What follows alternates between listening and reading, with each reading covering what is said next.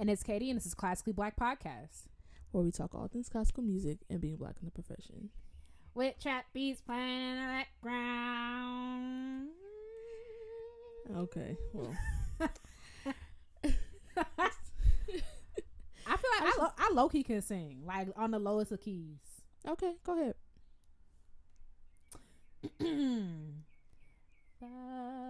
I'm playing.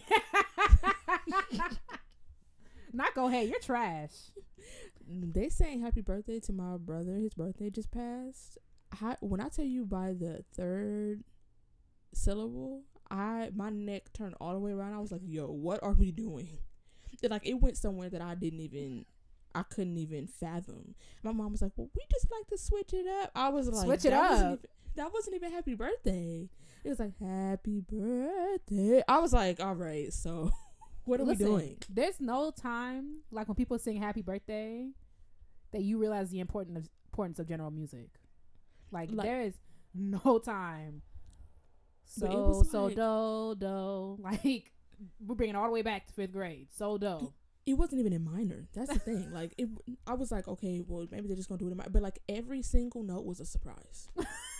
Every single one. They were talking to Mr. Taylor about my lessons. Oh, okay. You know what? Let's just move on. So, what's the problem? You're the problem. Nah, that impossible. Let's not do this. Let's not do this. Not on today. Let me know, y'all. Okay, word order. Mm-hmm. Y'all, let me know if y'all want me to drop an album. I feel like it'll be lit low key. Okay. Well, we have a lot of headachy things to get through today. So I mean, I don't see how that's related to my album, but I do agree that we had a lot to get through. So, yo, I just got an email from Eastman Alumni Relations. I don't know her. As long as it ain't that broad Sally Mae. Okay. You can email me all you want. Go ahead. Okay. What you got? You got news? Well, before news, we have this. Yeah. This bonus segment. Oh my goodness. It's a cross between news and Black excellence. It's a hybrid. It's one in its own. We honestly should have like a what they doing now. No, more specifically, what is Adam doing now? It changes quarterly. Because Adam refuses. First of all, for those of y'all who don't know who we're talking about Adam Sadberry. If you don't know, then now you know. Get with the program. I mean, but how don't you know? You know what? You don't know what you don't know, but like, okay. I just Adam. What a legend. Like, okay, go ahead. Tell the people if you can what he did. I can I even get it out? I mean, like, I'm choking because he has his foot on my neck on a constant basis. On a constant, like, take your foot off my neck. So Adam was one of our early Black excellences or Black XLI, whatever you want to say. Okay, it's not that. It's not Black XLI. Literally not. Okay. So I'm minding my own business. A couple days ago, scrolling through my Twitter. Just minding my business. I'm shaking just thinking about it. Honestly, I have goosebumps. Like, I have goosebumps. Like, I cannot believe how subtle it was. He couldn't even announce it. He just shared. Okay, go ahead. Go ahead. I hate him. I do. Like, you couldn't even announce it like a normal person. You shared the press. Okay. Go ahead. Right. So I'm minding my own business, scrolling through my Twitter. I see Adam. He retweeted something with the little smiley face in the music notes. I'm like, what he talking about? It's the Memphis Symphony Orchestra talking about breaking news. Adam Sadberry is new principal flute. Go back. The fact that, how do you get your first job and you principal flute? Principal? You the heck? I can't. First of all, you at the very tippity top of the score. The tip ain't nothing above you on the score. Oh my gosh. What? And it's like, I'm not surprised because I knew this was coming. I mean, I definitely knew it was coming. Adam has been at the top for a long time, and he just, I'm like, and you ain't gonna tell me they ain't staggered that flute concerto, so he wasn't yet again sweeping the girls at Eastman. You ain't gonna tell me that. Right, you ain't gonna tell me. They conveniently added a flute concerto competition the year after he graduated. I was like, yeah, because what would be the point of sitting through all those auditions just because you know what's going to him? Yeah, and they probably would have made him if he was there, make him play first.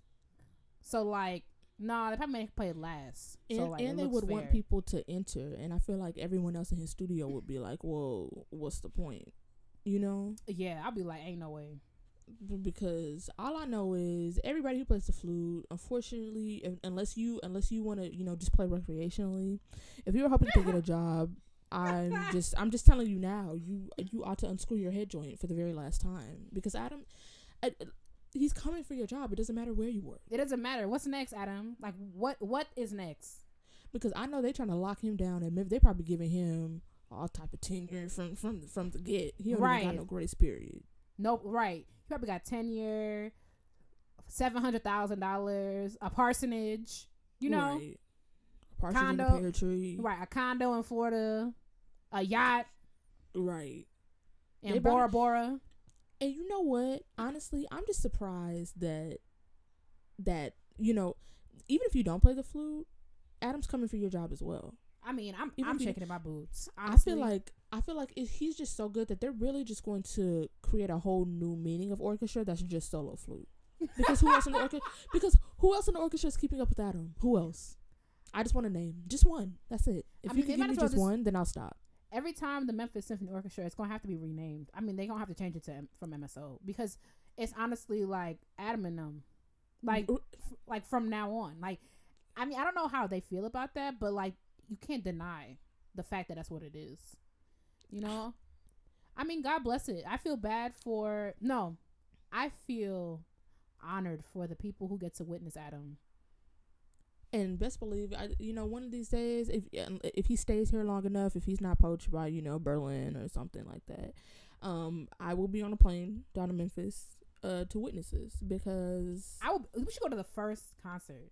The first one. Although he's probably not going to tell us what it is after he hears it. But you know what? So sorry for you, Adam, and the rest of the girls. We will be there with poster board in hand, because MSO has a website. Let me just hop on over. Did they release their... You know what? Can we get, those air horns? Could you imagine if we brought those to... I mean, it's on brand. My grandmother brought one of those to my graduation at Walt Disney Concert Hall, so... Yes, bullhorns and confetti.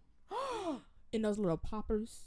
Oh, my God. Let's see. 2019-2020 concert season.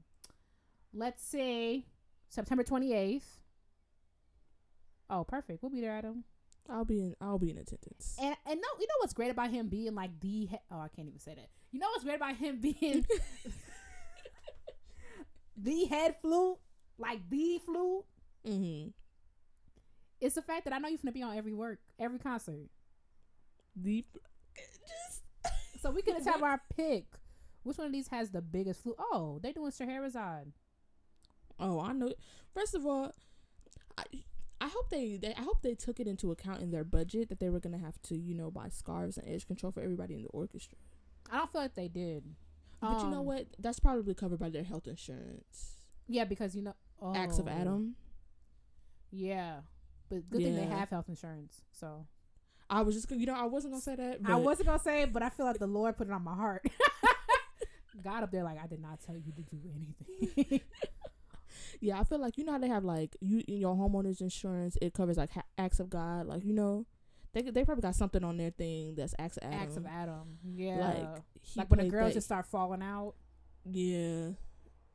And then your eyebrows singeing off, and you just... Wow. You know what? I want to try to make, depending on what time it is, I want to go try to make this Scheherazade. I know the flute be all up in that. I want to hear. Mm-hmm. Mark your calendar, Adam.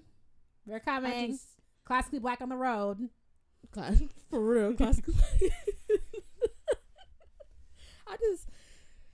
Adam, what's next for you? Like, first of all, just for context for y'all who don't know, Adam is right now. First of all, Adam just graduated. Adam just graduated in 2018. Just graduated with his undergrad from Eastman. And all the while. Go ahead. And then, no, you could go ahead and tell him what he's doing right now as we speak. And then he gets the DSO fellowship. Oh. And I thought it wasn't gonna get no better from that. Like I was like, okay, well, at least like he's doing this, and like what else could he possibly be doing? You know, you're already so illustrious and successful for your age and for where you are. Like I'm like, you know, he's gonna revel in this, and he's gonna sit in this, and DSO's probably gonna beg him to stay and all that. But he's like, actually, you guys can beg all you want, but I'll be going over here. And then you know what? He'll as soon as either the girls can't take it anymore in Memphis, or he picks his next orchestra, he'll be there, just rising through the ranks. And then after he's tired of orchestras at probably the illustrious age of 26, after he's played in all of them, he'll probably go on a world tour of sorts. Probably, yeah. First flutist in Antarctica. Yeah. Mm-hmm. Wow, imagine. That's great. And you know what? I still have my program from his recital. Girl, you better. And it's in pristine condition because I know I'm going to have to pawn that or something to stay afloat. Girl, my advice to you, like, I will put that, like, you know how like you go to like some string instrument shops and they have a vault downstairs where like they keep like the real expensive ones, like Guarneri's and shit. I'll get something like that, put it in the middle of your mama's house. Oh, that's true. Yeah, because so it's like temperature control. The what's it called? Cincinnati Symphony, they got this thing where like if the building catches on fire, the orchestra librarians have like either 30 seconds or a minute, probably a minute because that's more realistic. To leave, like they have to get out the building, get out the library, and the library has its own exit because like it sucks the air out of the entire room. So like those scores can be preserved. You gonna need something like that. That's true. And because you know, and let me just go back. Let's just go back to Adam's recital, because first of all, my mom came to, you know, she'll come to people's recitals as she can, but she made it a point to come to Adam's recital all the way from Los Angeles. And of course she did the same for yours because I mean y'all are in the same boat. So anyway, we'll skip over that. However, what a wise choice, because that's the last time Adam performed for free. Exactly, and only because he had to. And you know what? Dang, I bet you Eastman kicking themselves. They should have charged at least 50 cents. Right. They could have took the orchestra on tour with that money. Exactly. Y'all could have built a whole new wing, the Adam Sadberry wing. They gonna have to. You know what? I'm speaking that because that's probably gonna happen. It's gonna happen, or he's not even gonna have to pay for it. Maybe he'll retire from flute at the age. Well, Adam's gonna live forever, so maybe at the age of like 107, he'll retire from snatching y'all edges, and like he'll come back and teach at Eastman, and it'll be like the Adam Sadberry studio. Yes, or you know what? You know, Eastman's great. He's done a lot for us, and we appreciate it. However, you know, it's time for us to retire that name. Let's just go ahead and do that. The Sadberry School of Music. I think that's better. You know what Adam might do though? He probably would be one of those studio teachers that only teach like once every 6 weeks. And maybe he could do that, and like he'll be like adjunct at Eastman, but they'll be paying him. He'll probably be like the top paying faculty member at Eastman, which is well deserved. True. And just so everyone knows, if you're thinking of studying with Adam, I feel like he should just preface every lesson with, I'm going to teach you, but just know that you'll never be as good as me. I mean, I think it's only fair. Because there's never going to be another Adam. There never will be. I mean, imagine. Wow.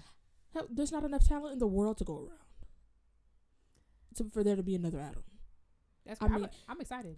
And I remember his recital so vividly because I was appalled at the amount of people that were there. He did it in Hatch, and Hatch, I looked it up, Hatch seats 222 people.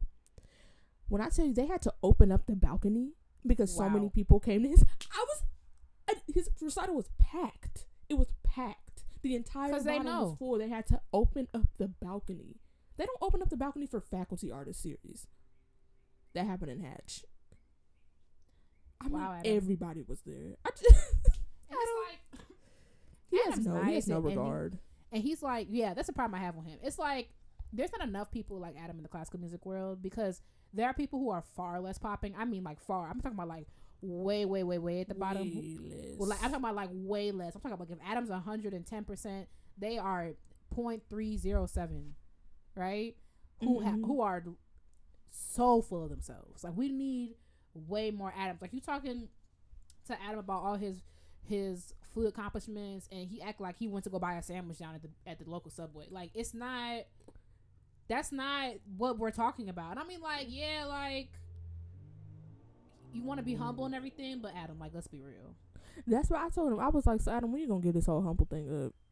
Because it's getting old. Just admit that you're popping, and you have the receipts to back it up. You literally, okay. First of all, I just want to applaud the simple things. Like, you have health insurance. Before, you had to be kicked off of your mama's. Before your mama put her on yours. My mom sat me down. She's like, Katie, you have until August to go to the doctor. I said, ma'am, I'm signing up. Don't worry. Like, it's real out here. You got people bandaging up broken arms. You got health insurance. God bless. And you know what? And the thing about this is that this isn't even the end. This is just his first. Oh, absolutely. This isn't even the end. So we're gonna have to do another one of these, and probably another, and then another, and another. He graduated in 2017, right? 2018, right? Adam, I think it was 2017.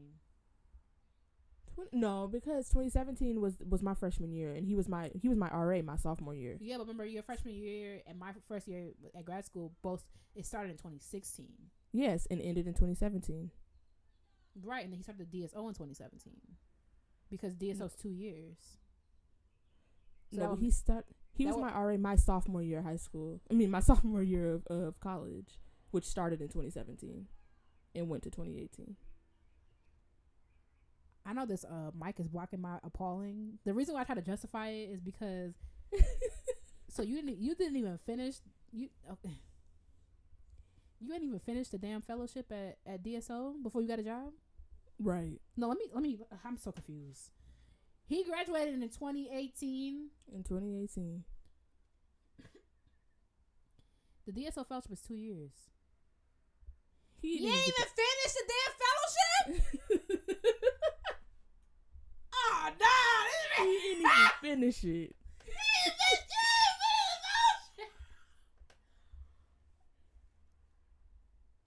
Wow. You know what? I don't even want to hear nothing else from him. I don't want to hear.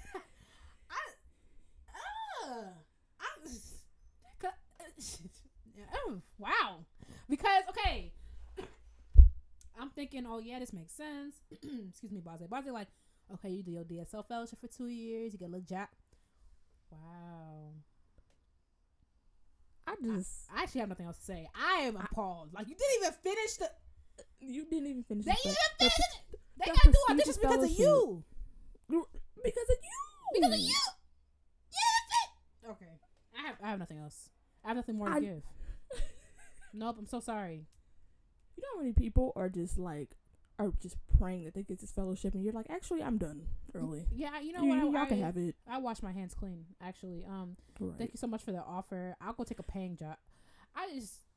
But you know what? The principal flutist of DSL has a whole weight lifted off of her shoulders because she. I mean, imagine having Adam sitting next to you, she was probably sweating. Her brow was sweating the whole time because she's like, so when he's done with this, he's coming for my job. I know it. She was probably scraping together her retirement, just trying to scrimp and save where she could, just to prepare because she knew that he was coming up on the end of his fellowship. And look what he does. So humble, so kind to spare her and take a job somewhere else for now. For now. Adam. I honestly have nothing else to say. Like, yeah, I'm actually speechless. I'm speechless. Okay, well, Adam, I know he's not gonna want to sit through 20 minutes of this. And you better sit through all 19 minutes of this.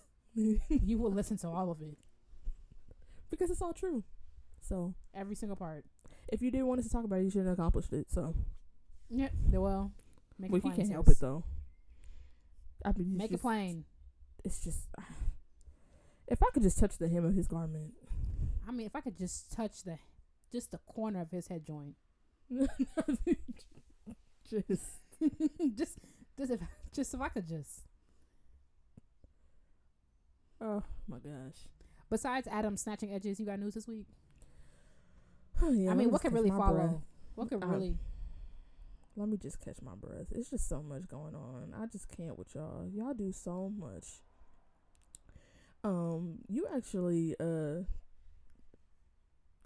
sent this to me, but we talked about Ifetayo before, but Ifetayo Ali-Landing is going to be making her debut with the Chicago Symphony Orchestra. God bless them.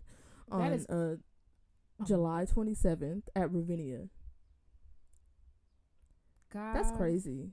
Bless them. First of all, Mama's a smooth 17. You know what I'm saying? And yeah, we know it's Ifetayo. It was sickening. Is it Ifetayo? She said her name differently than people been saying it on the video. People call her Ifetayo, but I think it's Ifetayo. That's what she said. Ifetayo. Okay. Mama been sickening. We know. First of all, the video of her went viral when she was either like a smooth, like between the ages of 4 and like 7. I can't remember exactly, playing like the Sansone cello concerto, and we were like, and then she won Sphinx, the junior division. Like we know Mama sickening, but you settle with the Chicago. Girl. What? Go off then. And I know she going to, where's she going in the fall? She's going to Colburn. She going to Colburn.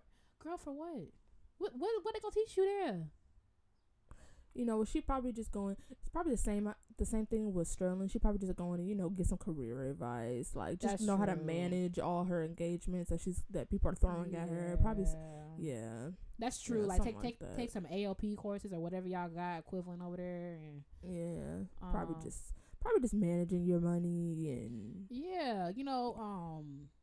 making some new friends, because she's very she's very personable. Making some new friends. Yeah, she just there to have fun. Honestly. Yeah, imagine. What else are they teaching you? Because what's the girls really finna teach you? How do you look as a teacher? You walk into a lesson and you got a student that's solo with the Chicago Symphony Orchestra. What are you saying? Yeah, maybe you could. She be like, what? What? I could what? Cause over there, Ricardo Moody said right. Well, I really hope Muti is conducting that concert. Because sometimes it's this other dude. Oh yeah, that's the same thing with the Hollywood Bowl. I mean, because Muti been working all year. He's like, I'm trying to be in Italy with my family, so I get it. You know what? Actually, to be honest, I don't think Moody's gonna be conducting. But girl, somebody world class. Man, I should go to that class concert. Orchestra. But I feel like I'm finna be in LA. No, you are. Isn't it your birthday? It's your birthday. Oh, that's why that's why the date looked familiar. You're annoying. It's your birthday and you won't be there. I was like, maybe I can. The day looked high key familiar. Anyway. Okay. The day looked familiar. You're annoying. Anyway, but that's ridiculous. Like, mama, go off then. Do your thing. Speaking of mamas going off and doing their thing. Here you go. A couple of days ago, our own Catherine Brown was featured on Performance Today. Yes, it is. This is news. This is news. I wish I was editing this episode. This is new, but you're not. So, why don't you want me to? First of all, it's weird. It's weird. When you posted about it, people know it happened. Okay, go ahead so we can move on. All right. All right, I'll make it quick. She was on Performance Today. I will link the episode so that you can listen to her talk about her illustrious career. And Life After Eastman. And you can hear her along with many other world-class musicians like herself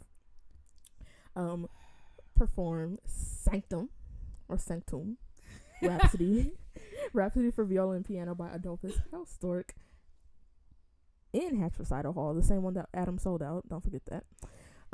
In Hatch Recital Hall, at the Eastman School of Music at her recital. My recital?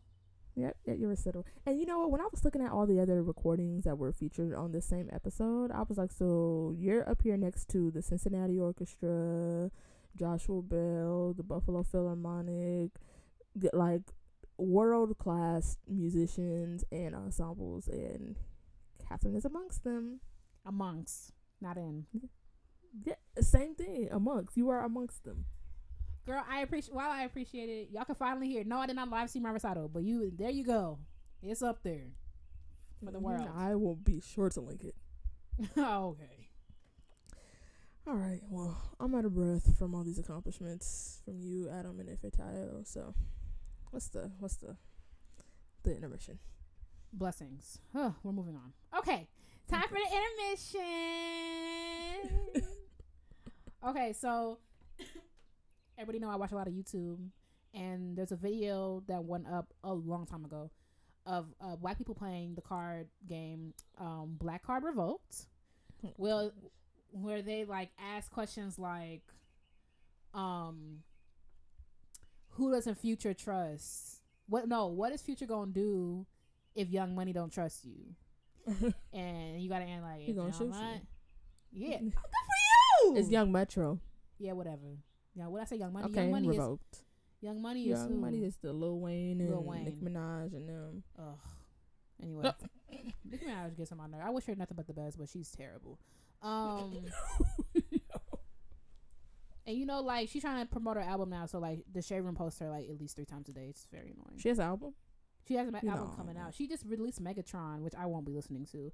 It's not even that I'm a Cardi B stan, because I think that's absolutely ridiculous. Like, you don't have to listen to one and not the other. But I just think Nicki Minaj is like toxic, and she's an enemy of progress. Like, she doesn't support other female rappers.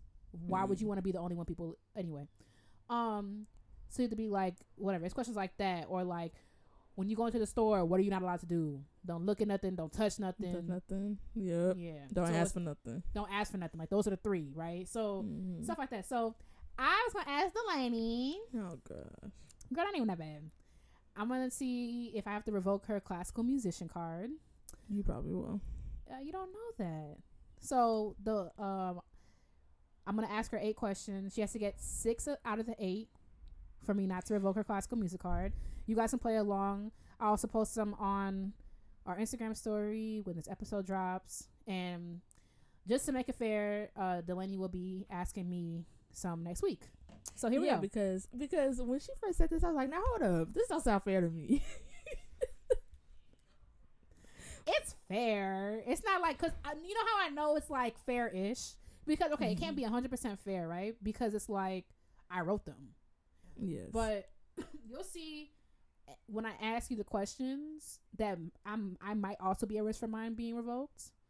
And also some of the questions that I wanted to include, I couldn't because I didn't know the exact answer. So when I Googled it, I was like, okay, well, I can't use this because I didn't know. So it's fair-ish. You'll see. Okay. All right. Don't be nervous. Number 1, I've seen Mr. Holland's Opus. What? I'm sorry, read that again. I have seen the movie Mr. Holland's Opus. I don't know what. I've never heard of that. Are you kidding? Mr. Holland's Opus? Oh God, this is gonna be terrible. I'm not gonna visit. I've literally never ever heard of that. You never heard of the movie Mr. Holland's Opus? No. This is like a thing. I've never ever heard of that. Not only have I heard of it, and I've seen it like several times. The only classical music related movie I've ever seen is LA Quartet. You didn't even That's see the August. only one. You didn't even see August Rush? I've never seen Amadeus. I've never seen. You never seen Amadeus? No. Girl, what? Where would I have watched these movies? First of all, Amadeus was on Netflix for a long time. Secondly, not while I had Netflix. Every orchestra / general music teacher that wasn't in that day played Amadeus, or if they were a good teacher, they played at the end of the year, not in the middle of the year. None of mine. I didn't have music in school until high school, so. Which even then, Mr. Holland's Opus would be more appropriate than like Amadeus. You never seen like August Rush? I've never even heard of that.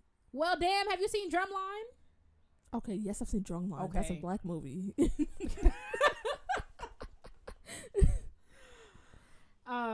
Chicago Bear Drumline came to the camp that I teach at yesterday to play for the kids, which was like hellacious because I forgot my earplugs. Oh gosh. So I look like a dork with my hands over my ears, because I'm like, I literally am only 25. Like, I have a long way to go. You're not gonna bust my eardrums. And we were in a gym. Oh, absolutely not. Yeah, and I forgot my earplugs, so I had to look like a loser. Well, I can still hear. Okay. Wow, Delaney. Anyway. Okay. You just said before we recorded this, you were like, no, people should have shamed you for not knowing stuff, and now here you go. Wow, Delaney. Wow. Let me shut up because like now I'm gonna look stupid when you do it. Okay. Right, I'm about to dig in. Okay, you're gonna be asking who was the. No, I could tell already. Okay. I've listened to all of Beethoven's symphonies. I've never heard. Okay, y'all gonna laugh. I've never heard 3, or 4, or 6, or 8. Yeah. Okay. So for me as well, I haven't heard which one. Oh, shoot. I know Eroica is an excerpt for a lot of people, but not for us. So I've never heard it. I've heard of Eroica because people swear by it. Meanwhile, Yeah, see, I've never heard it. That's the only like popular one that I've never heard. Actually, I think I've heard all of them. Yeah, I've heard all of them. Not ones I like. I think. Which one's a pastoral? The number 6? I think so. I remember being disappointed by 8. Yes, I've heard 8. That's the 8 was the one that I was like, oh, did I hear 8? I've never heard 8. Yeah, I've heard 8. I played 2 twice. 2 is 1 is the best one. Yeah. Next to 9. Yeah, I think the only ones that I've heard are the ones that I've played, which is 1, 2, 5, 7, and 9. Which ones have I played? I played 1, 2, 3, 4, 5. Ooh. You never played 7? Oh, of course. I played all of them. I played all of them. Okay. But like Guru? that's only because classical music guru. Okay, Beethoven expert. Not even close. However, I remember I was in conducting orchestra, so we cycle through stuff like this all the time. That's the only reason why. Like performed, I've only performed 1, 2, 9. Oh, I've only performed 1, 5, 7, and 9. Yeah, you perform. See, okay, Beethoven goddess. Okay, but 2 I played just like recreationally, just like 2 is terrible. It's not terrible. It's fine. It's hard. 2 is hard. Hard, yeah. Yeah, I don't. Yeah, so I have to get everyone right after this. So God I bless think we it. already know it's getting revoked. I told you it was gonna get revoked. God bless it. Okay. I have small talk about my instrument / the maker of my instrument. I have small talk? Yeah, or have had. Yeah. Okay, see, doing well. Because the maker of my instrument is known for being like kind of weird. Oh, like, okay. He's just a weird guy. And then also my my scroll is carved, so that's like a conversation piece, I guess. Yeah. Oh yeah. I've noticed that string people, I can't say about everybody else, but string people love to talk about the maker of the instrument. I'm like, girl, I don't know. It's a Chicago maker. I literally don't care. I've never met him. Yeah, never mind. I probably could, because he's based in Baltimore, and his shop is open. Like, I could go, but hey, I bought a bass that you made. Right. Okay, so did everybody else. Okay, see, doing well. That's not well. I've gotten 1 out of 3. You have small talk about an important aspect of your instrument, i.e. your bow, mouthpiece, reed.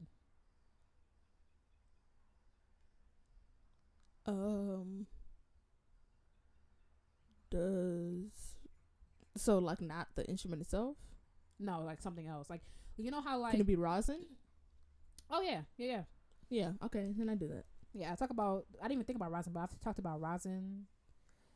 String players love to talk about bows. Who's the maker of your bow? Girl, I don't know. I know it's trash. The maker of my bow don't even make bows no more. Like, okay.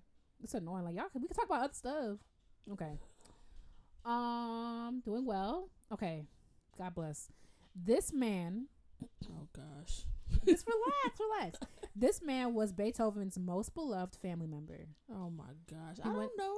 He went through a lot of legal issues with him and cared for him very deeply. I have no idea. His nephew, Carl van Beethoven. Remember. What the girl? Goodbye. Carl van Beethoven. Who the? This was a huge thing. A lot of his letters were about Carl. To who? When am I reading Beethoven's letters? In your music history class. My music history class, I had actually a really good music history TA who tried to bring other people in, so we actually didn't really learn much about, like, we learned about like the big composers a little bit, but he tried to like branch it out. That's so really like cool. Florence Price was mentioned in mine. Wedding Band still was mentioned in mine. You know. Mm-hmm. But I did not read Beethoven's letters. So we all know, not okay, we don't all know, but a lot of people know that Beethoven was like low key, like miserable and like kind of mean because if he was losing his hearing, I feel like he was inherently rude anyway. So because losing your hearing don't make you just start acting up, right? Because then people gonna start sneaking up on you and slapping you in the back of the head. So right, like don't know, you probably rude before that, but yeah, he had a huge fondness for his nephew Carl. Same Beethoven, my nephew. Like it was like a big deal. Like it was kind of bogus. Like he didn't think his sister was like fit to take care of Carl, so like he like went through legal battles and like got Carl from him, and like Carl would like go run away to go see his mother. And one time he sent the police to go get Carl, and it was a bunch of mess. But he named one of his children, Ludwig. And he had children. Okay. All right, well, it's already revoked, so I guess I have nothing to lose. We're almost there. When I watch a movie, I pay more attention to the score than the movie. That's not true for me at all. Not at all. When people say, I don't know.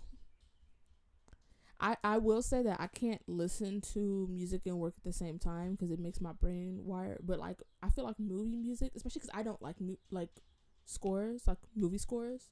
I don't like to play them. No, I don't like to play them. Because it's always the same thing for us. It's tremolo on the lowest string, or with 5 Fs, for 78 measures, and that is painful. Like, so I don't like doing movie scores for that reason. But I feel like that music is really designed to be, you know, to take a backseat to what's going on the screen. So like my brain just, I guess, submits to that. Yeah, I don't have a lot of experience. Like I don't have a lot of experience playing movie scores, but like even though I'm a musician, I'll notice stuff, like especially like when I don't want to be there, like at a scary movie. I listen for things where I know it's time to take my phone out and scroll through Instagram. Like I use that as a cue. Like I know if the timbre of the music changes, if something changes, I know like it's time for me to get Instagram out. And like I pay attention, like when the camera panned over like Wakanda in Black Panther and like how triumphant that sound. Like I notice stuff like that, but I'm definitely watching the movie, sis. Like, period. Okay. The term Gesamtkunstwerk or the totality of the work of art was a concept for this composer's compositions after he thought the symphony was played out. I don't know. You do know. Okay, let me help you a little bit. This composer was terrible. Like more terrible than most. Wagner? Yes. So the problem I have with Wagner is not only that he was a racist bigot, but the fact that like he came along and he was like, you know what's trash, y'all symphonies. We should just combine everything into one universal work. So every musical experience. Huh? Go ahead. No, I said that's the only reason why I was like, maybe it's Wagner, but I was like, I don't. You gave up because that wasn't based on nothing. That was a guess. Well, do you guess Wagner after I said he was terrible? No, after you said like that he was bashing symphonies. Yeah, so like that's why I put that, because I was only gonna keep the first word I said, but I was like, nah, that's too much. But that's one of the reasons why I just don't like Wagner. He wanted to combine everything, like great singing, great staging, and great orchestral parts, which I think if I remember correctly, which is why like his orchestra parts are like low key like little mini symphonies in their set. Like they're very involved. They're not just like underpinnings. Because he thought that everything should be like he thought that opera should be like at the top of the top, like cream of the crop, you know, parallel with his white supremacist view. So last one, I attend at least one classical music performance per month.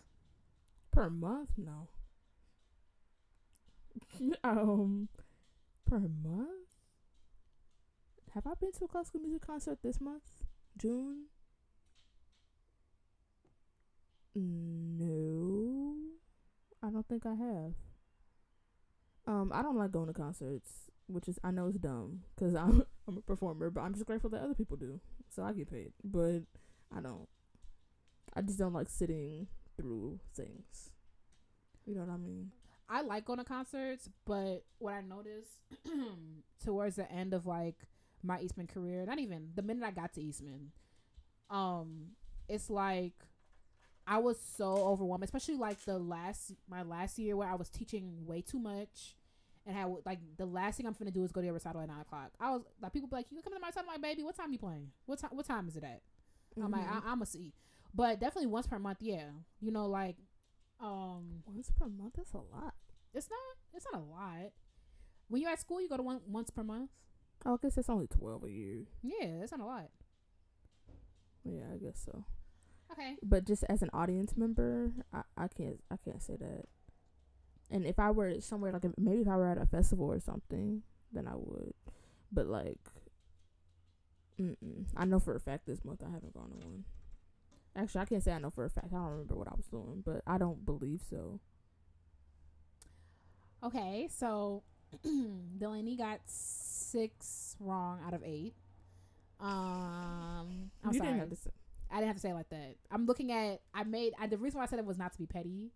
I did it because like I tapped the ones that you got wrong. So that you got 2 out of 8. Well done. So literally not well done. I think the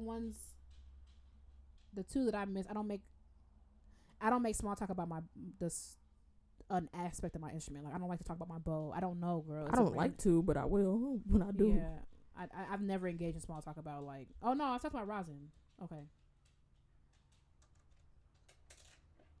All right. I'll be sure to whip some all good right. ones up for you next This week. listen, the listeners are my witness. Like you are gonna make them so hard. The Mr. Hollins Opens one like still blows. I cannot believe you haven't seen that. I've literally never ever heard those strings of words together. I don't know what that is. Like that is insane to me. Y'all, I'm gonna post it on our Instagram. Let us know. Are you getting your classical music card revoked? Let me know. Let me know what you thought about my questions. And we are moving on. Like, what is this? The topic? Yes, ma'am. So, y'all.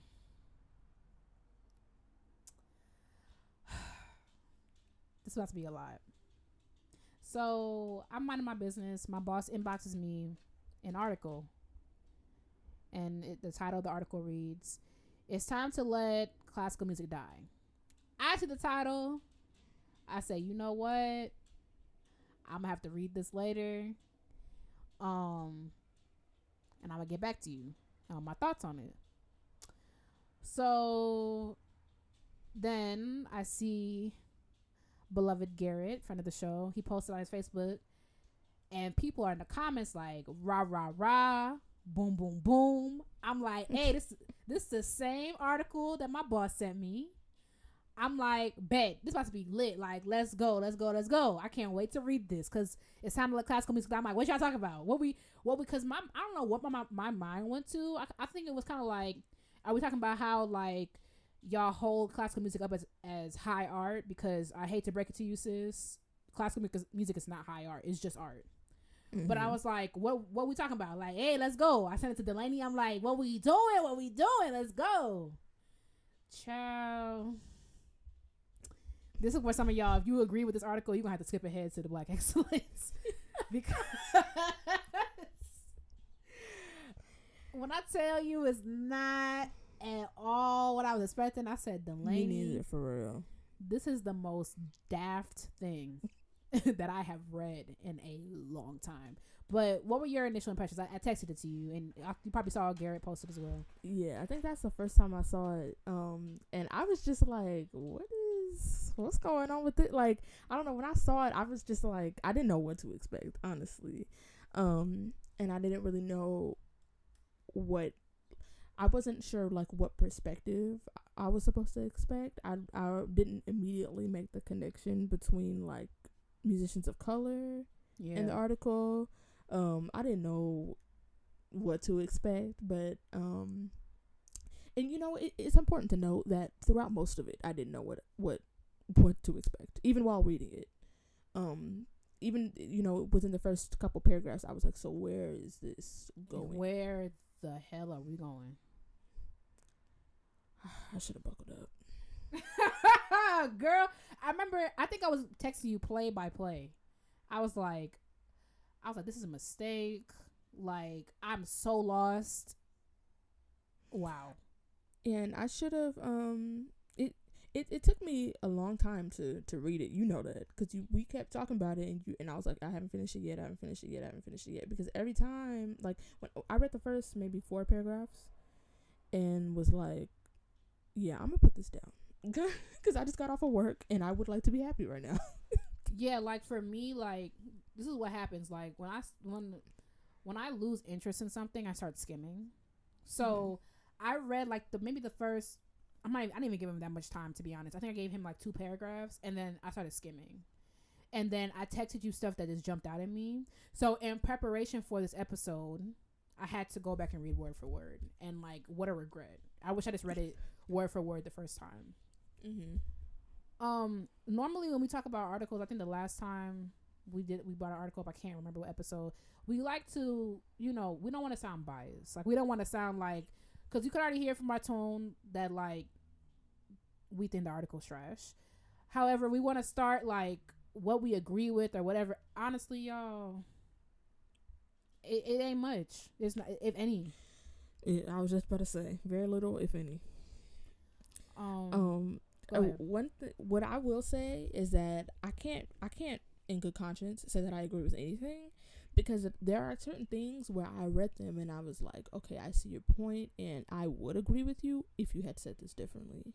I think that a lot, the way, I'm a real stickler about this, but the way that you say things and the way that you portray your ideas is just as important, if not more, than what your ideas actually are. Yeah. You cannot say something to me in a way that I don't agree with. Even if I agree with what you're saying, you cannot phrase it in a way or put things around it, ideas in front and back of it, and tack things onto it that I don't agree with, and I'll still be in support of you. It's like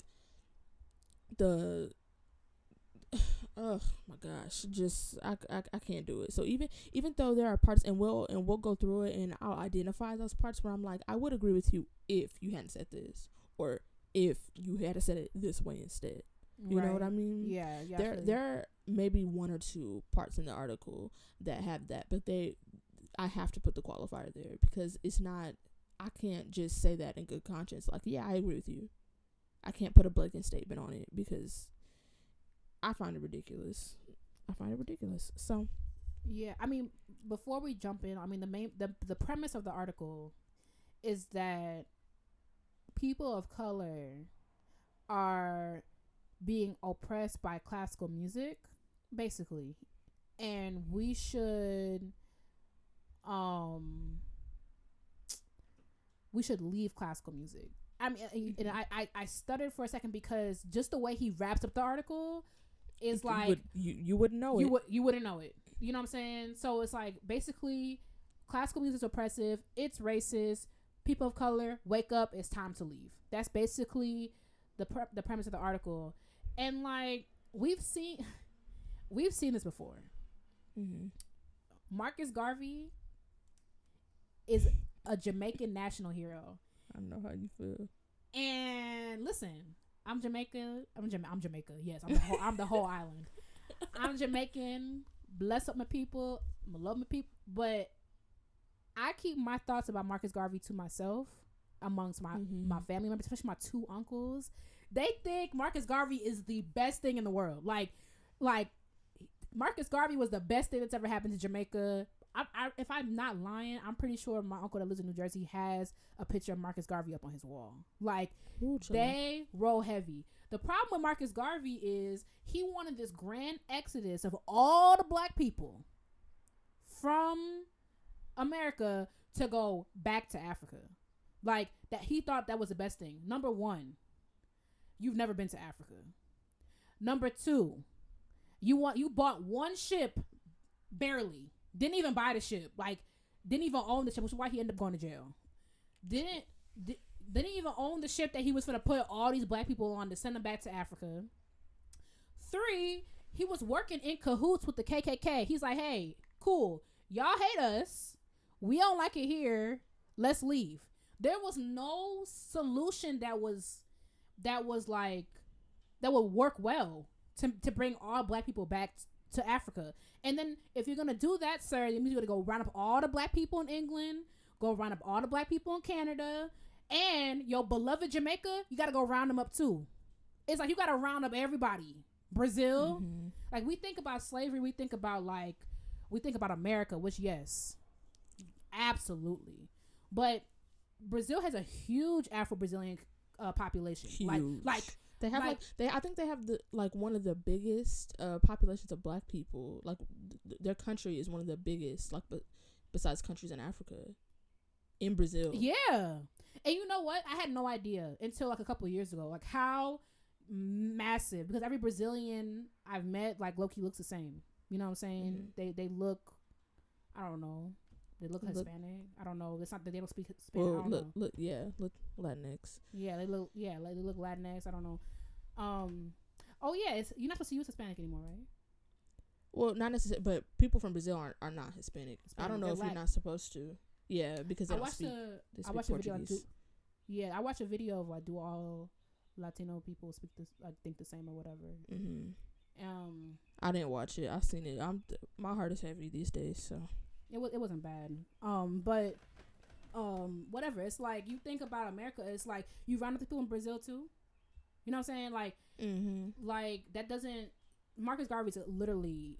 Jamaicans have a word, they say poppy show. Like he's literally a fool. Like that's literally what it is. And while reading this article, that's what I thought about. Like you want this grand exodus from classical music. It's not possible.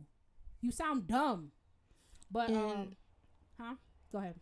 We'll go in order, but he says that he wants that, and other things in the article blatantly say otherwise. Girl. So let's just start at the beginning. Let's I guess. Yeah. The most, I think, one of the most striking things about this article is the near constant use of this analogy of an abusive relationship. Why? Which I took issue with immediately. Because from reading the article top to bottom, it did nothing for your point. Not at all.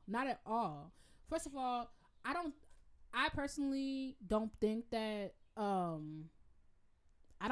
black people are in an abusive relationship with classical music. And I get that you're trying to make like a huge point, you're trying to make a drastic point, but yes, this was tactless. There are real people, men and women, living every day not knowing if they're going to see tomorrow, like in real abusive relationships, like scared for their lives, like getting beat every day, emotional abuse every day, like living in fear. And you're going to compare this to a field that we choose to be in?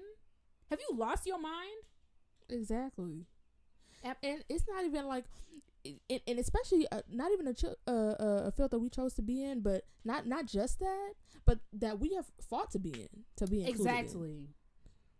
Are you kidding? You know how lucky those of us who are in classical music right now. I'm not saying that like, oh, thank God to the white people for bringing us into what, but I'm talking about just having the opportunity to be where we are right now, because that is not a given for a lot of black and brown kids. Exactly. To have access to this, and we do, and we're here, and a lot of us are doing, the work of the people, which is why some of this I honestly was personally offended about, because we are really, really trying to bring black classical musicians together through Classically Black, and for you to have the audacity to say something like that, like I was personally offended for real.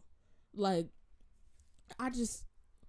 Chile. And I made a point about that. It's like when you say stuff like, well, we'll get there. Actually, we should just keep going. But like this idea that like it's akin to an abusive. I'm like, you kidding?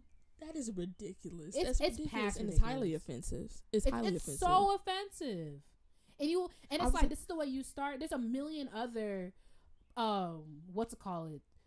similes that you could have personifications, whatever, that you could have used to express like how you believe black people are being oppressed and why you think they should leave from classical music, than to do it to an abusive relationship and then and call it Stockholm syndrome, like loving your abuser. Are you kidding? Okay. Are you like, exactly? And thank God I've never been in a position that I've been in an abusive relationship, but I couldn't imagine somebody who has reading this. I couldn't to imagine. See you're in an abusive relationship because you got to learn the Mozart piano concerto. Because you want to learn the Mozart piano concerto. You sound okay. I'm getting mad, so we should. Yeah, and he. In a couple paragraphs after he abandons that, he's like, I'd like to return to the analogy. I was like, I wouldn't. I literally said like out loud, like I was like I'd like to return. I'm like, why? Like I texted you as I was reading it. Out loud in my room. I'm like, why? Why? And like you said, I know you're trying to be drastic. You're trying to make a point, but it didn't land and it didn't help you. It hurt you more than it helped you, which is exactly what I mean when I say you have to think about the way that you say things. Because even if I agree with something, because you did that, I can't get behind it. Okay, let's just Chile. Let's move on to the subtitle: Classical music is inherently racist. Okay, so this is a conversation that I've had before. I remember I was speaking with someone and they said like whatever, like this. I was taking a class. She knows who she is. I was taking a class with someone, and she was like, "This class is racist." And I was like, I didn't catch it right away. I'm like, "How so?" And she was like, "Well, like, what is held to being what is being treated as important is whiteness." And it's like, okay, oh yeah, I see what you're saying. I think how classical music is handled and distributed can be racist, but I don't think classical music is inherently racist. I'm sorry, I just don't think it is. Yeah, I think that I agree that a lot of like the ways that it's handled is racist, as in if you go to school, the composers that you learn about, the composers that you study, the access to classical music, there's so much of that is intertwined in race. To me, it's like this. So much is going around in the world. Like I think when we think about how we learn history, like how we have learned history, it's like, okay, all this stuff was happening in Europe, and then that was it. And then like Columbus came over and found America, and then I'm not even gonna get into that. And then right, not today, Satan. And then whatever, America started. It's like history was happening in tandem. Like just because Mozart, like the white people were the ones who were writing the music. Like this is what they were doing. Like they were the ones writing the symphonies. They were the ones doing all that stuff. And then there were musicians in Africa doing their thing. There were musicians in Asia doing their thing. There were musicians in Scandinavia, Newfoundland, all those places doing their stuff. Like there were musicians in South America doing their thing. There was musicians all over creating music. Like they were the white people were the ones writing the music. Like that's just how it was. Like, but what I will say is, and this is something that Garrett brings up a lot on his show, is that it also has to do with what we view as classical music. Yeah. There's classical music can be such a broad term where it's like what they were doing in those other countries can still be under the same umbrella of classical music. That is true. And you broaden your definition of it, because a lot of those cultural music genres that people were doing at the time have deeply influenced some classical music. Exactly. Because these composers were traveling to other countries and writing about, and writing about the experiences and the people that they met. So a lot of it has influenced classical music, not only just from white composers, but from composers of color. And that's something that I feel like he completely ignores. And it's really a slap in the face, because I'm like, do you know that composers of color exist? Are you kidding? I don't think it's just like, so I feel like a reoccurring theme is that like his stuff was just not researched. It was not well informed. He was just writing about like how he felt. Yeah. And I just feel like the fact that you're basically ignoring the fact that these composers of color existed, and they were writing around the same times that these people, like he's misidentifying what the racist aspect of classical music is. Yeah, he's misidentifying it. What's racist and what is rooted in prejudice is the fact that kids don't even know that Chevalier de Saint George was writing alongside Mozart. Kids don't even know that.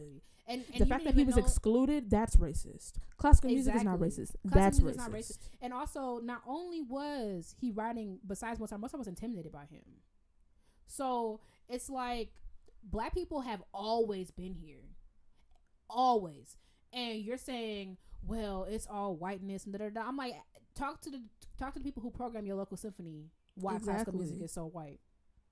Because unfortunately, you have to seek these things out.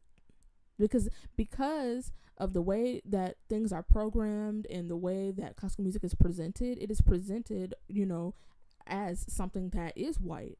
And you have to, and that's why you have to seek these things out. That is wrong. You should not have to do that. But that's the reality of it. And that's something that you should have done before you wrote this. And the thing is, like, one of the most amazing thing about black people is that, like, we have this tenacious spirit, because the reality is, and I mean, like, some people might disagree with me, but we live in a white world. That's just the reality. And black people have always fought for a spot, always fought to be recognized, always fought to be heard. And it's like, when you say, like, you didn't even have, like, the courtesy to, like, research and be like, are there composers of color I'm not aware of that we're also writing, that we're trying to make a spot for themselves, that we're trying to write, that I'm not acknowledging before I say that, like, look how white classical music is. Like, I feel like it's a step backwards. This entire article is a step backwards, because it's like, black people have been here, black people have been tenacious, black people are making a spot. And you're saying, like, oh, there should be this grand exodus from classical music. Should there also be an exodus from higher education? Because higher education was curated and made for white people, and black people who were excluded were like, you know what, we should have our own colleges and universities. Should we shut those down because education is white? That doesn't make sense. It just doesn't. It's to me is because it's also the same thing. Y'all not teaching black history in regular curriculum. You have to seek those things out. Yeah, there are, at every single thing, there are aspects of it that our culture has been suppressed, or the contributions that our people have made have been suppressed from what is mainly taught in pretty much any field.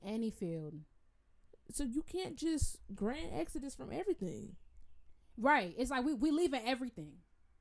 I just feel like he's calling for the wrong things. You're calling for the wrong things. You're not calling for people to change their curriculum. You're not calling for people to change what they program, for them to look at themselves and look at their programs and where they work and change something. That's not what you're calling for. You're calling for everybody to leave. And then you're also actually not even calling for that, because the end of your article, you know what? Let's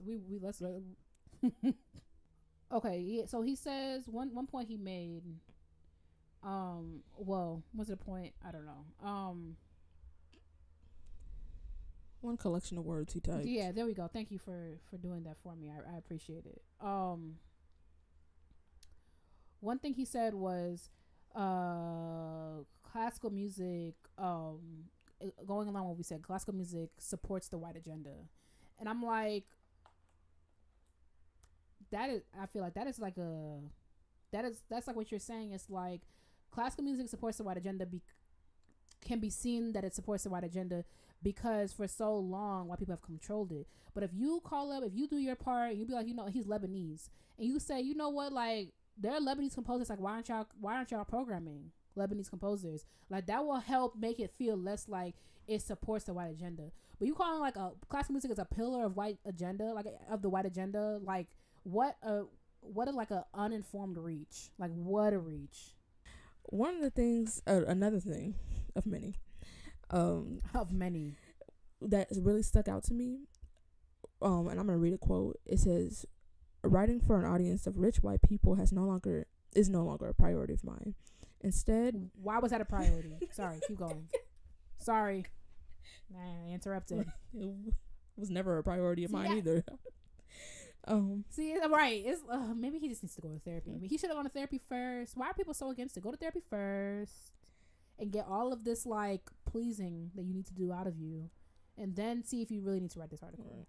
He said, instead, I want to create music for my community. Instead of contributing to white culture and helping them erase my own narrative, I want to use my ability to create art to keep my culture alive. The issue, okay, so using your ability to create art to keep your culture alive, that sounds great. That sounds awesome. The fact that you are implying, and it could very well be true that he didn't mean it this way, but guess what? You wrote it and you published it. You hopefully proofread it, and you still released it. Ain't no way. Okay. Ain't no way he proofread it. And we both know that.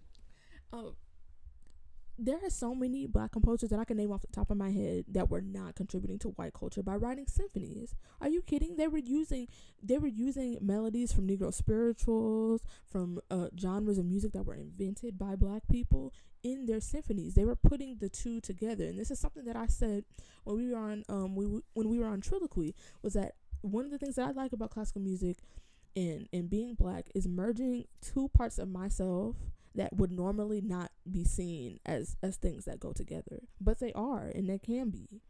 And the fact that you are implying that us being involved in classical music is contributing to white culture, are you kidding me? William Grant Still basically only used Negro spirituals. Like, that basically like drove a lot of the work that he put out. Exactly. And uninformed. Using your ability to create art to keep your culture alive is exactly what so many composers that were composing at the same exact time as these composers that we know today and who are in our regular canon, that they were composing at the same exact time, and that's exactly what they were doing. And what does that not matter to you? And not for nothing, I know we're talking about like classical music, whatever, dominated by whiteness, but Sibelius, one of our faves, his stuff was influenced by Finland. And like the starkness of how it could be, like how cold it could be, like people use the art around them to the world around them rather to inform the music they write. So like, just because you thinking that you should write a little string quartet ditty in the style of Beethoven, that's on you. Ain't nobody tell you to do that. And now you blaming everybody else for liking classical music, blaming people of color for liking classical music. Make it make sense. And contributing to that's the reason why you go to, say, your recital, for example, and you program a black composer, because you're using your ability to create art to keep your culture alive and to keep black composers at the forefront of what you're doing. This is why we have things like Classically Black podcasts. It's because we are using the field that we've been in and spent, a lot of our lives in it, and a lot of our lives we've built around being in this field. And we're using that to create something that serves people that look like us and people who have the same experience as us. This is not a revolutionary idea. Exactly. And you made it such a small part of a terrible article. And one of the main things, this is like writing 101. He says stuff and like has nothing to back it up. There's no form of research. He'll just say things and like leave it there and not expound upon it. And it's just like it's honestly, it's also terrible writing. I just feel like Go ahead. There's a lot of things that he harps on that you should have left alone, and a lot of things that you might have been able to get to a good point with if you had explained them more. Like, see, he says something. While most composers of color are responding to a calling, that calling, remember, like, we shouldn't be. This is like towards the end. Like, we shouldn't be composing. I thought we were leaving. Mm-hmm. But anyway, sorry. While most composers of color are responding to a calling, that calling is to create artwork in our own voices, not to behold ourselves to the social construct of Western classical music. What the hell is the social construct of Western classical music? Like, explain that. You can't just say something like that and like not explain what the social construct. And like at the beginning of the article, he mentions like his other poorly written articles, and I'm like, I'm not gonna go back. Let's be real. I'm not gonna go back and listen to and read that. Like, explain what you believe, your ill-informed idea of what a social construct of Western classical music is. Oh my goodness! I find it disrespectful to people that have really been fighting to make a name and make a space for people of color in the field. I find it disrespectful that you come in here and act as if it's a revolutionary idea, which it's not. And second of all, you're not encouraging people to do it in a way that is going to enact change. You're not.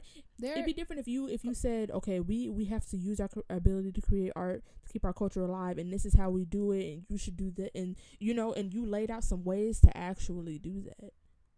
That is an article that would have been worth reading. But instead, you spend 17 paragraphs equating this to getting your jaw rocked by your boyfriend every day, which is disrespectful. It's to people so to people that go through that. And instead, you harp on that rather than harping on something that would have actually been informative to people in our field. Make it make sense. And not only does he discuss the music, right? Like, this is white music, blase.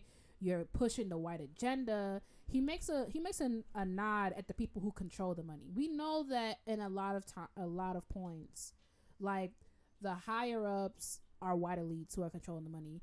So he says, don't get me started. We depended on white elites to fund diversity initiatives. So the work that Aaron Dworkin is doing means nothing to you. Nothing. Obviously not, because he's not black or Latinx. You don't care about other people of color, do you? Okay, well then write an article about why Lebanese people should leave the classical music world. Aaron Dworkin has given little black girls and little black boys so much money, such a head start in this classical music career. Like, it's insane. You know, Melissa White, she was a violinist on Us. That was her. Mm-hmm. You know what I'm saying? And that goes to her work, that all the work that she's been doing, all the touring that she's been doing, her work with the Harlem String Quartet. And guess who the original people in the Harlem String Quartet? All people who were in Sphinx. Aaron Dworkin means nothing to you. Uninformed. It's not true. There's so many black people at the top trying to make this be more inclusive, trying to get more black people. I had someone from I had someone share information with me about the Atlanta Music Project the other day and about all the work that they're doing. Yeah, trying to not only get instruments in the hands of little black girls, little black boys. Not only that, but making them play at a high artistic level. Yes, and you have people in institutions everywhere just trying to pull people up. Like, I started working at the LA Phil this summer. Every time they mention something, I'm like, oh, I know somebody for that. Oh, I know somebody that might be good for that. Maybe you should email this person. I'll do an email introduction. Like, I came in there, I was like, I'm trying to get everybody black a job. Everybody a job. There are people in these rooms. I mean, like, we can have a greater discussion about how there needs to be more black people in this room. I bet you BSO will be open right now. There needs to be more there needs to be more black people in these rooms. But don't discredit the work that black people are doing. It takes a long time. It takes a long time for black people to get places. Because of the way this world is set up with anti-blackness and the way this country is set up. Y'all don't act like Martin Luther King Jr. was so long ago. That Brown versus Board of Education was so long ago. That was 1960. Huh. Don't act like we so far removed. Just a little bit over 100 years from slavery. Don't act like that. It's like we have a lot of work to do. And there are people doing the work. And when you write an article like this, you're discrediting the work. You know how many black people George Taylor has brought into the Eastman School of Music? It's supported on their way through. And supported on their way through. When I tell you that, man, like, I went onto his website, and I went onto his website, and when you open his webpage, it's a recording of him playing. I was like, I gotta play like that. And the amount of black boys and black girls that he's brought through his studio, and it's like, to this day, Eastman was founded in 1921. I was gonna say 1922 because that's my year. In 1921, and to this day, Mr. Taylor is the only person of color on faculty at the Eastman School of Music. This takes time. It takes time, and you're saying, "No, it's time for us to leave." Are you kidding? You've lost your damn mind. I just can't. And to what you were saying about how he was talking about how white people control the money and they're in these positions of power. One thing that I really didn't agree with when he said there's a subtitle in the article that says it's time to let classical music die, which I know that's the but it's a little bit further down. Yeah. And basically he's saying that actually not even basically, literally a quote saying Western classical music depends on people of color to uphold its facade as a modern progressive institution that it can be or remain powerful. I don't think that's true at all, because first of all, who views classical music as a modern progressive institution? Exactly. To say that they're depending on people of color, first of all, if they are, then that's the reason why so many of them are failing right now. That's the reason why the BSO is getting their health insurance cut and their salary cut and their long-term disability benefits cut. Because y'all actually refuse to include people of color. Exactly. And so many and so to say that we're not the reason why they're afloat. We're actually the reason why they're not. Because they don't include us. Exactly. And instead of calling on them to do so, you're doing something it's not going to benefit anybody. And this is where it's been the perfect time. Like, if he really just took a little bit of time, even like a smooth hour, to use your good sis Google, you would have seen that, like, maybe your argument about, like, instead of classical music on its own being inherently racist, maybe you should talk about what the people at the top are doing, what some of the people at the top are doing. That would have been a better argument. It wouldn't have been like perfect to me, but it would have been a lot better than you saying like when people start including black people in classical music, like it will just turn around for the better. I guarantee it. Like when you Jessica McJunkins shared a video of, and this is like not exactly classical music, but we're using classical music instruments, shared a video of a little girl with her little violin trying to play along to Homecoming because the violins are up on stage. It's like, while Beyonce's not classical music, this idea of including instruments, like, black people want to be in things. Lizzo using a flute on stage. Like, how many black girls are going to sign up for flute in the fall? It's like, if you start, I mean, and Adam can teach them, and then and your whole flute section will be black. It's like, you don't include black people in classical music. So we figure out ways and we try to find our way, but you're gonna say, like, we're the reason why they're saying afloat. Farthest from the truth is, because the only time you want to program prices is in February. And that doesn't even make, I just don't think it makes any sense to say that they're upholding a facade as a modern progressive institution. If you ask, there's so many people on the street that wouldn't even know what an oboe was if if it was sitting in front of their face. So it's not modern. The average person probably thinks that classical music is archaic. And you know what? I wouldn't blame them. The girls are still performing Hildegard from 1400. Are you kidding? And also, there are elements of classical music that are archaic. Like, you have to sit through an entire mass for an hour and a half. You can't comment on it. You can't scroll through your phone because the white couple next to you gonna be looking at you like, are you kidding? Mm-hmm. You know what I'm saying? It's like, be real. Classical music, like, I love it down. I love it down.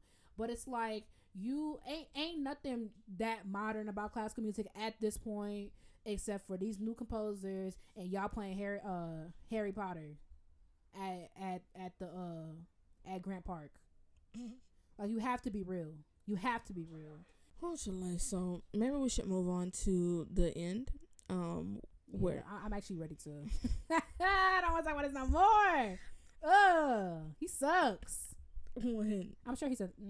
I was gonna go back and take that back, but actually, do with that what you please.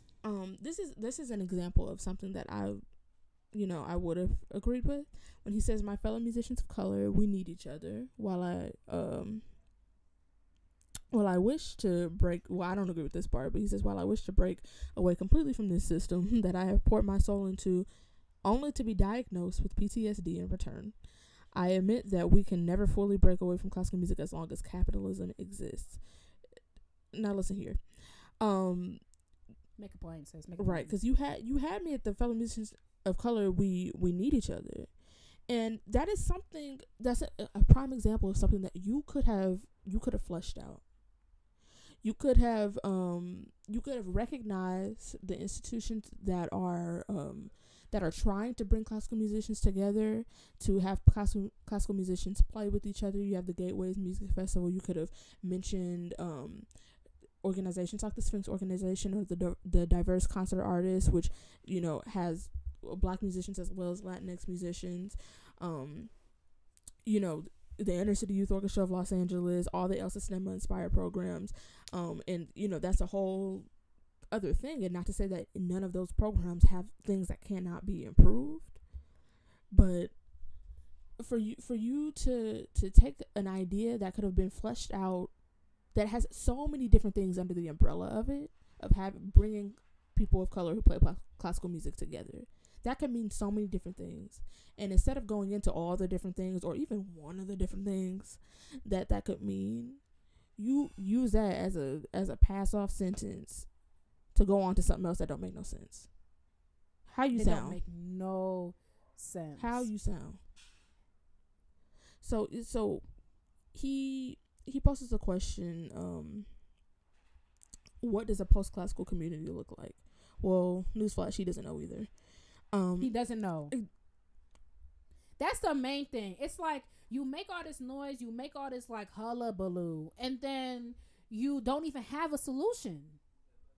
Damn, at least Marcus Garvey had a solution. You don't even have a solution. And I'm gonna get to this, because this is what made me really giggle, his website. But go ahead. What you gonna say? Yeah, this is what tickled me to my core. I mean, this comedy. Maybe it was a comical article. Oh, I get it. Right, it's a satire. He said, not much action needs to change upon realization. I'm still accepting commissions, and I'm still looking for future learning with other composers, and even applying to grad school. What? I thought we was gone. Yeah, I thought we were leaving. You don't get, what are you talking about? So basically what you just said is, despite all I just said, I'm doing the exact same things I've been doing this whole time. What? And guess what they're going to be playing in grad school, sis? Yo, good sis Mahler. So what? You will never, unless you go somewhere else, which I don't know, or you get a degree that's not in music, like, that's what you finna be studying there. I don't understand. So, you this is literally what people have been doing, applying to graduate school, looking for future learning with other composers, and accepting commissions is the same exact thing you was doing before you wrote this. What are you doing differently? How dare you call everyone else out and y'all need to leave, and we all need to get up and go, we gotta make a change, and then you continue to do the same exact thing you was doing before? Are you kidding me? Lead by example. Man, like, when I saw that, I was like, so not only did you make all of these like accusations, not only was basically every single thing you said misinformed, you don't have a plan, and you intend to stay in classical music. And said that by knowing how Western classical music treats me and composers like me, I don't want to limit myself and my opportunities, and I don't think I have to. So the rest of us got to? I don't understand. So you're saying that everything that you just said is going to limit your opportunities? Well, then what are you talking about? Let's be real here. What are you talking about? It's so unclear. Why am I at the very tail end of your article and I still don't know what you want to say? Exactly. Like, you honestly, like, he hasn't made one point. Except you have no respect for people who have been in abusive relationships, and you think that you have a misinformed idea that, like, classical music is dominated by whiteness in 2019. Okay, sis. I hopped on over to his website. I took a look as well. His name is Nabal. I hope I'm saying this right, because even though I don't agree with you, I want to say your name correctly. Nabal Maysad. Hopped over to his website just to take a look at what's going on. Last updated accomplishment was in 2012. So how are those commissions coming from you? But he left classical music, Delaney. So, maybe that's why. So then he has services at the bottom of the page. Oh, this is where I just cackled. services: commissioning, engraving. I didn't know what that was, so I read. I also do engraving work for folks who would like to take their score to a publishing company. So furthering classical music. Cool. Collaboration and private lessons. So you want to teach other kids to play classical music. I'm so lost. I'm so lost. Maybe I should contact him. No, I'm good. I'm super lost. Link in this episode. I'm super lost. Someone can link. Yeah, especially because he says in the article that he's not proposing a formal coalition. What are you proposing? Exactly. You're proposing for us to leave and then do what? You don't want a school for young kids of color so that we could learn Black music history or Lebanese music history or Brazilian music history. Like there's nothing. And also, his thing about like embracing your cultural stuff, it's like, I hate when people think that like Black people only gotta like one thing. Like why? Like what we said last. I don't know if that was last week. We talked about Lovely, and her starting a DJ program after school in Rochester because that's what the kids are listening to. I'm like, not all kids listen to rap and hip hop. Like, I don't understand why. Like, everybody know I stand Cardi B. I think I talked about her on this very same show today. But it's like that's not even like a small percentage of like what I listen to. You know what I'm saying? I don't understand. Like, Black people like classical music. What's wrong with liking classical music? You know what I'm saying? Like, and I like reggae, and I like dancehall, and I like gospel. Like, Black people don't like one thing. So what? We leave classical music, we delete all of our playlists, and then what? We listen to Future and Offset. That doesn't make sense. And especially because you had the audacity to use a language as abrasive as abuser. If you are claiming that you have PTSD from this field, why are you teaching private lessons to get other kids in this field? And you are God knows how those private lessons are going. And you are and you've been so abused by this, and and you got Stockholm syndrome for the. And so I'm confused. Why are you still a composer? Exactly. Why composing classical music? And why are you furthering classical music? Why? And you're furthering it, but then you're furthering it for the youth. But then you're also calling for us to leave. But then you're also seeking out grad school to continue studying it yourself. I'm confused. I just make it make sense. And I'm saying it out loud. I'm saying it in my head. Like, I'm not. Somebody explain it. It doesn't make sense. It doesn't make sense. Girl. In conclusion, he wants fellow musicians to reach out to him and build a future where they're liberated, built based on what I don't know. You said in the article yourself that you don't know. He literally said, I have no idea what it would look like. That is a quote from him in the article. So what are we I will not be doing anything with him except dragging his poor writing. So you know what this reminds me of? Like, those cults where like the cult leader is like a total fraud and everybody they figure it out when it's too late. When y'all done all caught. Yeah, what was that? What was that dude's name? The one in Utah? I don't remember. Nah, girl, I gotta tell you. Y'all figure it out once you've already wired all your life savings to him. Right. So once you quit your job over there at the symphony and go with him, and now he looking at you like, so what we doing? And y'all both not getting commission, sitting there looking crazy at the DMV. Ooh, Chile. I think that maybe we should follow up with.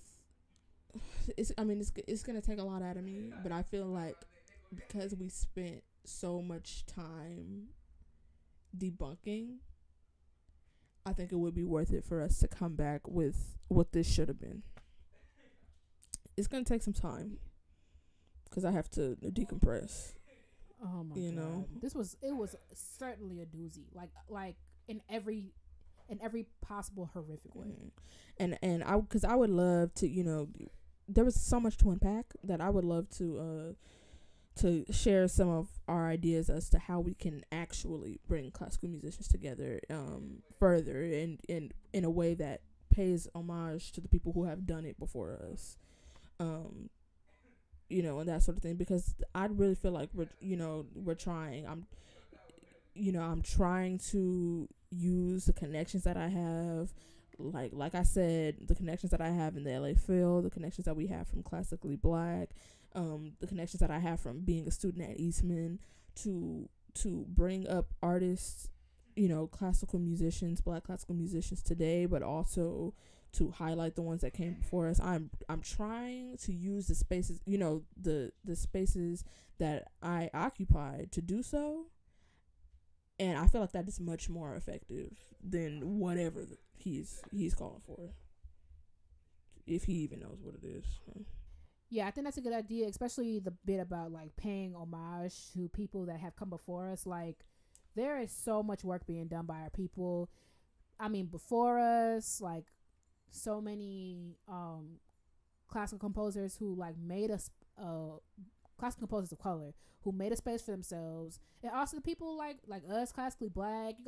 We just mentioned Ifetayo, Decompose in Chicago, that like they play works by Black composers. They have like basically completely Black audiences listening to classical music. Like, there are people doing work. You just don't know about it. You rather run your mouth uninformed. So yeah, I really think I think he just is ignoring that. Like, you're using such a broad brush when you say people of color, and when you do that, you have to acknowledge that people of color is basically everybody who not white. That is so many different people, and you have to acknowledge the different cultures that fall under that umbrella. And I don't think I just think he didn't do that. And now look at you. You look dumb. And honestly, like, listen, if you agree with this article, I'm not even saying like you agree with like aspects. So I talk to some people and they're like, I get what he's saying about this. Even we were like, I kind of get what he's saying. But like every word you were like, amen. Like, the same people calling classical music racist can't name 3 consecutive Black classical composers. It's like you gotta look bigger than that. Like, I don't know. It's a problem to me. But this dude is trash, and I support nothing of what he said in this entire article. Oop. All right. Well, on that note, thank God. Let's move on. Yeah. Finally to Black excellence. Trying to uplift our spirits. This is why, in case you didn't realize how strategically we placed these segments, news can sometimes go either way, so that's why we do the intermission right after, and then the topic can really go either way, as you can see. So it's nice to have a good uplifting Black excellence to talk about. Absolutely. Black excellence, where we hype you up, gas you up, and give you your props, because there's room for everybody at the top. Who you talking about, Delaney?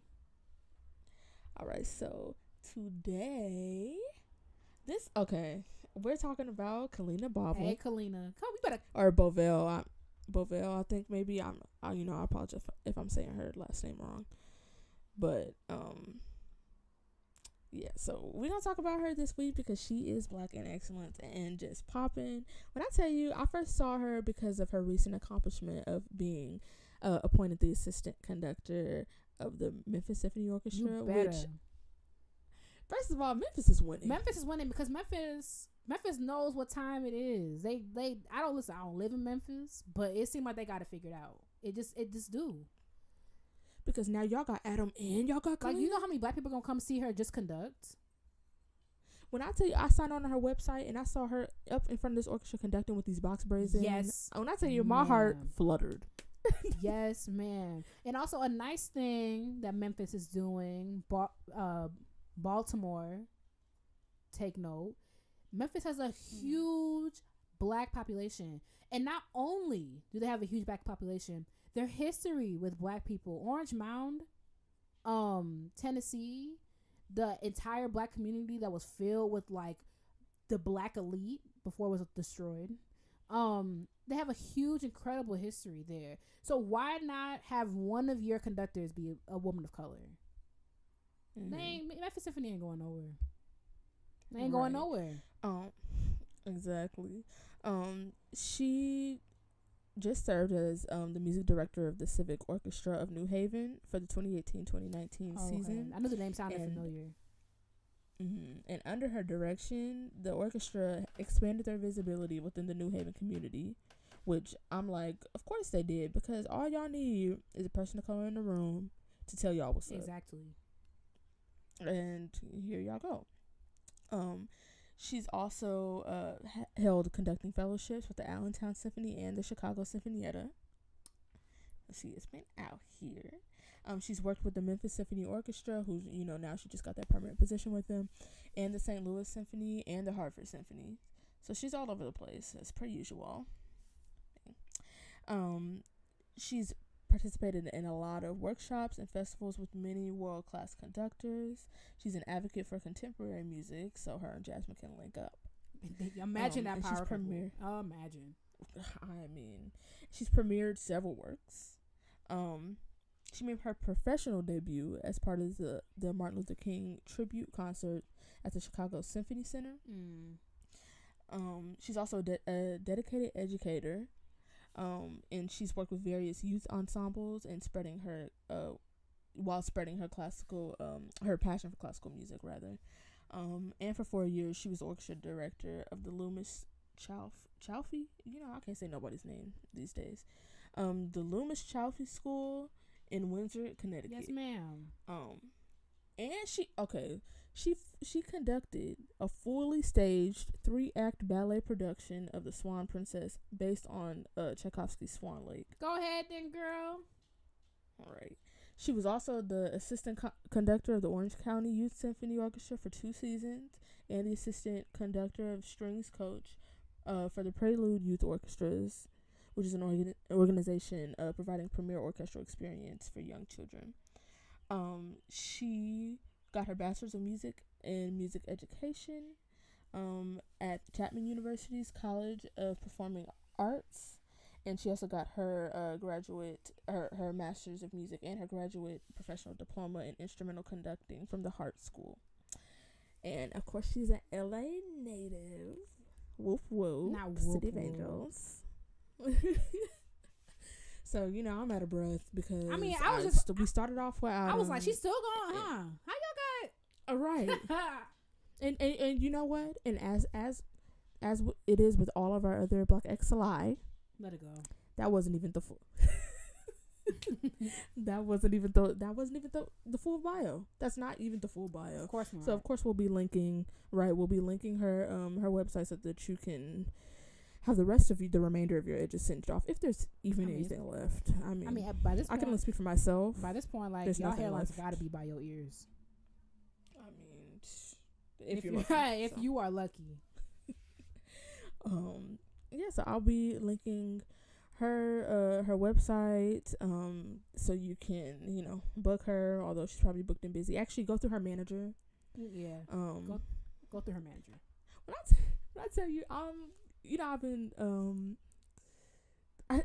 Garrett told me, I was talking to him about something that I recommended him for, and he was like, I can put you. I don't have my schedule. My manager does all that. I was like, now hold up. Garrett will have a manager. Go ahead. Right, he was like, my I don't have my schedule because my manager, she schedules everything. I'll put you in contact with her. I said, now you better go ahead with the management team. I high key. Meanwhile, I'm over here at my little measly Google Calendar. I mean, I ain't got much to put on there, so it is what it is. But yeah, all these engagements Gary got, that makes sense. Popping people got managers. Right, so. All right, you got a piece of the week? Not fed up. My piece of the week is String Quartet in G major by our beloved Auntie Flo, also known not beloved to all, apparently. Not beloved to all, also being was abused by classical music. Right. So Florence Price, absolutely beautiful. The link that I'm linking is the second movement, which is like, oh my god. Yeah. This quartet is like this was part of a series at the Museum of American History, where they did this back in 2017. But you know what? There's like no recording of the string quartet, so anybody who want to link up with me and make a recording, like, let's do it. Like, there's no recordings, and I am in love with this quartet. It's just good. It's just phenomenal. So I'll put the link in the YouTube for the link for the YouTube video, so y'all can also hear the greatness that is Florence Price. So that's my piece of the week. Yeah, it's finally time to get up out of here. Thank you so much for listening to Classically Black Podcast. Don't forget to follow us on social media at Classically Black Podcast. If you have an intermission idea, you have a Black excellence recommendation, send it to classicallyblackpodcast@gmail.com, and we will talk to you next week. All right, bye y'all.